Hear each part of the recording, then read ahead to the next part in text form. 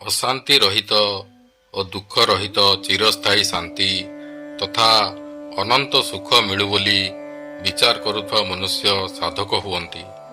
କିନ୍ତୁ ଯେଉଁମାନେ କେବଳ ସଂସାରରେ ରହିବାକୁ ଚାହାନ୍ତି, ସଂସାରରୁ ହିଁ ସୁଖ ନେବାକୁ ଚାହାନ୍ତି, ସାଂସାରିକ ସଂଗ୍ରହରେ ଓ ଭୋଗରେ ଲିପ୍ତ ରହିବାକୁ ଚାହାନ୍ତି ତଥା ସଂସାରର ସୁଖ ଦୁଃଖ ଭୋଗ କରୁଥାନ୍ତି, ସେମାନେ ସାଧକ ନୁହନ୍ତି, ସେମାନେ ସଂସାରୀ। ସେମାନେ ଜନ୍ମ ମରଣ ଚକ୍ରରେ ପଡ଼ି ରହନ୍ତି। ଜୟ ଶ୍ରୀକୃଷ୍ଣ ବନ୍ଧୁଗଣ, ମୁଁ ସୁରଜ ଆପଣ ସମସ୍ତ ଭିଉଅର୍ସକୁ ମୋର ଆଧ୍ୟାତ୍ମିକ ଚ୍ୟାନେଲ ଆତ୍ମବିଜ୍ଞାନ ଓଡ଼ିଆକୁ ସ୍ୱାଗତ ଜଣାଉଛି।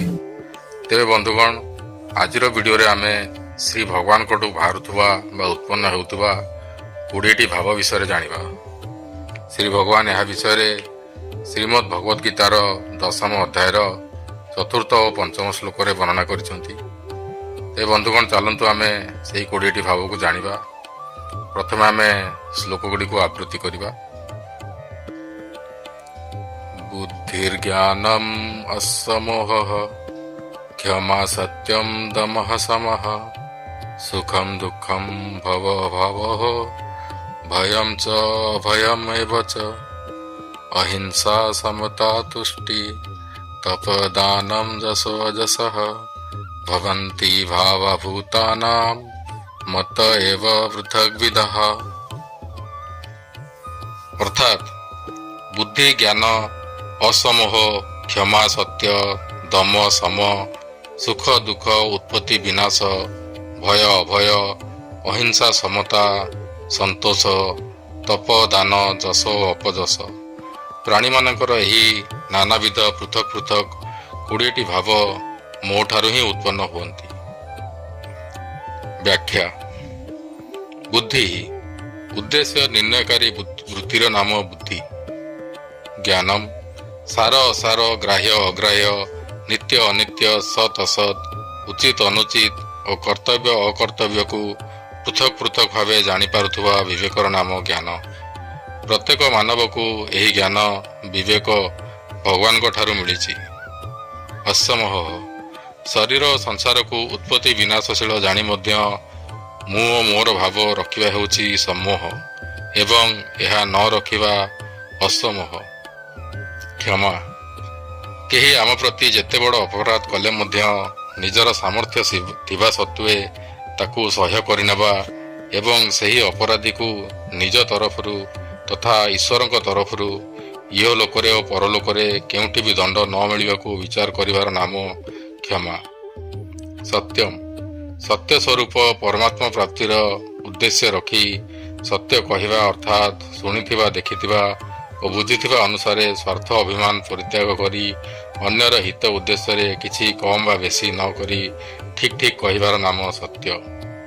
ଦମଃ ସମଃ ପରମାତ୍ମା ପ୍ରାପ୍ତି ଉଦ୍ଦେଶ୍ୟ ରଖି ଇନ୍ଦ୍ରିୟମାନଙ୍କୁ ନିଜ ନିଜ ବିଷୟରୁ ନିବୃତ୍ତ କରି ନିଜ ଆୟତ୍ତରେ ରଖିବାକୁ ଦମ କହନ୍ତି ଏବଂ ମନକୁ ସାଂସାରିକ ଭୋଗ ଚିନ୍ତନରୁ ନିବୃତ୍ତ କରିବାର ନାମ ସମ।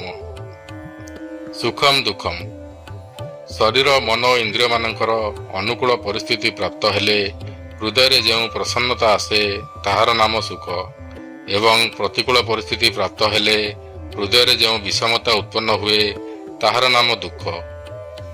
ଭବ ଅଭାବ ସାଂସାରିକ ବସ୍ତୁ, ବ୍ୟକ୍ତି, ଘଟଣା, ପରିସ୍ଥିତି, ଭାବ ଆଦି ଉତ୍ପନ୍ନ ହେବାର ନାମ ଭବ ଏବଂ ଏସବୁ ଲୀନ ହେବାର ନାମ ଅଭାବ।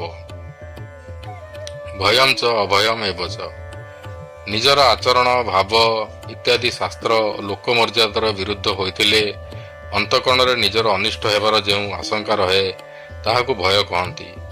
ଯେଉଁ ମନୁଷ୍ୟର ଆଚରଣ, ଭାବ ଇତ୍ୟାଦି ଉତ୍ତମ, ଯିଏ କାହାରିକୁ କଷ୍ଟ ଦିଏ ନାହିଁ ତଥା ଶାସ୍ତ୍ର ଓ ସନ୍ଥମାନଙ୍କ ସିଦ୍ଧାନ୍ତ ବିରୁଦ୍ଧ କୌଣସି ଆଚରଣ କରେ ନାହିଁ, ତା ହୃଦୟରେ ନିଜ ଅନିଷ୍ଟର ଆଶଙ୍କା ନଥାଏ, ଅର୍ଥାତ୍ ତାର କାହା ପ୍ରତି ଭୟ ହୁଏ ନାହିଁ, ଏହାକୁ ଅଭୟ କହନ୍ତି।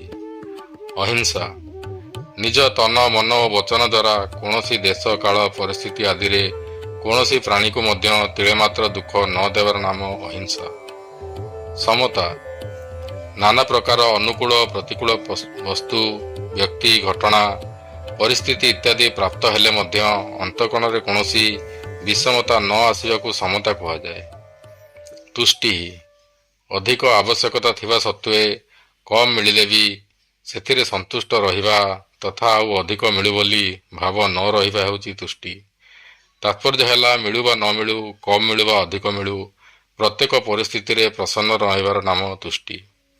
ତପଃ ସ୍ୱକର୍ତ୍ତବ୍ୟ ପାଳନ କରିବାରେ ଯେଉଁ କଷ୍ଟ ଓ ପ୍ରତିକୂଳ ପରିସ୍ଥିତି ଆସେ ତାହାକୁ ପ୍ରସନ୍ନତା ପୂର୍ବକ ସହ୍ୟ କରିବାର ନାମ ତପ। ଏକାଦଶୀ ବ୍ରତ ଇତ୍ୟାଦି ମଧ୍ୟ ତପ ଅଟେ। ଦାନମ୍ ତିଳେ ମାତ୍ର ପ୍ରତିପ୍ରକାର ଓ ଫଳ ଲାଭର ଇଚ୍ଛା ନ ରଖି ପ୍ରସନ୍ନତା ପୂର୍ବକ ନିଜ ଶୁଦ୍ଧ ଉପାର୍ଜନର ଭାଗ ସତ୍ ପାତ୍ରରେ ପ୍ରଦାନ କରିବାକୁ ଦାନ କୁହାଯାଏ। ଯଶ ଅଯଶଃ ମନୁଷ୍ୟର ଉତ୍ତମ ଆଚରଣ, ଭାବ ଓ ଗୁଣକୁ ନେଇ ସଂସାରରେ ହେଉଥିବା ନାମ, ପ୍ରସିଦ୍ଧି, ପ୍ରଶଂସା ଆଦିକୁ ଯଶ କୁହାଯାଏ। ମନୁଷ୍ୟର ଖରାପ ଆଚରଣ, ଦୁର୍ଗୁଣ ଓ ଦୁରାଚାରକୁ ନେଇ ସଂସାରରେ ହେଉଥିବା ନିନ୍ଦାକୁ ଅଯଶ ବା ଅପଯଶ କୁହାଯାଏ।